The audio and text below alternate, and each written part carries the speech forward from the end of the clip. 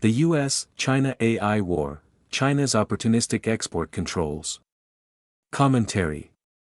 Now that China is doing well on some artificial intelligence metrics, such as cost and algorithmic efficiencies, it sees its most advanced AI models as national security assets and is considering export controls and investment restrictions on AI technology and startups.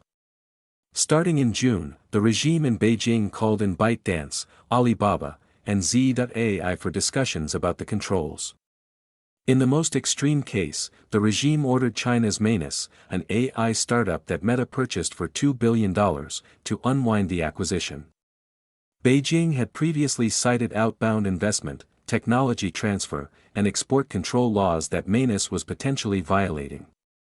The regime then alleged that Manus had conspired to hollow out China's technology base by moving to Singapore and selling itself to Meta.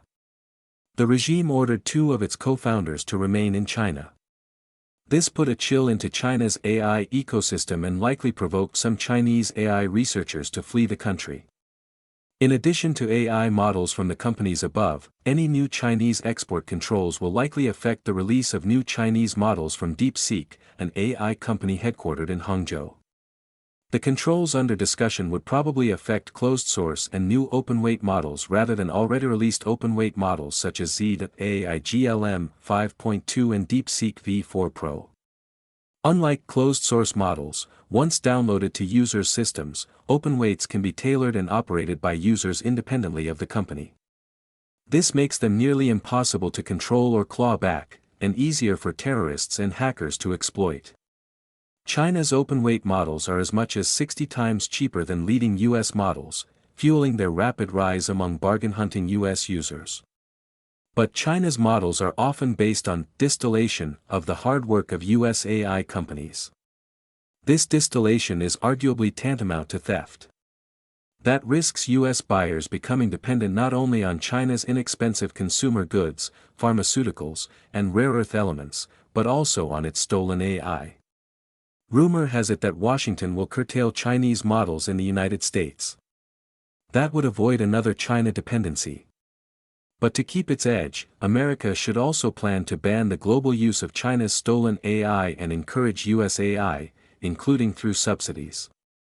The United States cannot afford to cede the strategic resource of AI, and its growing ability to hack into government and corporate information systems, to the control of the Chinese Communist Party. Neither should the United States allow the CCP to use AI to further its historic thefts that began against the Chinese people within a few years of the party's founding in 1921.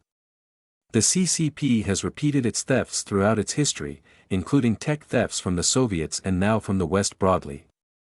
Its AI acquisition through distillation is arguably the latest seizure in its long history.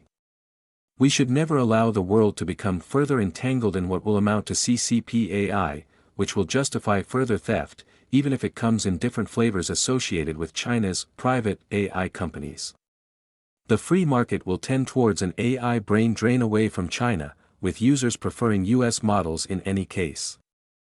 The prospect of Chinese export controls on its AI makes it less dependable for foreign users and less lucrative for Chinese AI developers.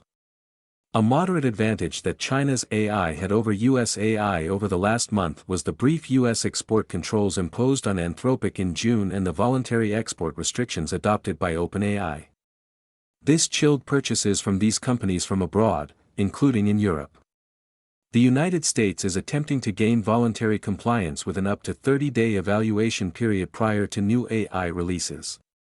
But, as appealing as a light US regulatory touch is in most cases, it may not be enough to keep US companies from seeking improved margins by selling AI to China. Google and OpenAI have reportedly supplied AI tech to the subsidiaries of blacklisted Chinese companies, as long as they are located outside China.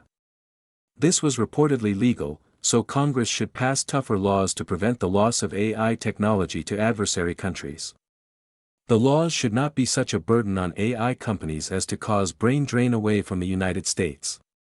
Sweeteners like subsidies may be required. America is still a far better and freer place to live than China, and keeping AI on side will be well worth the expense if it secures the American way of life well into the future.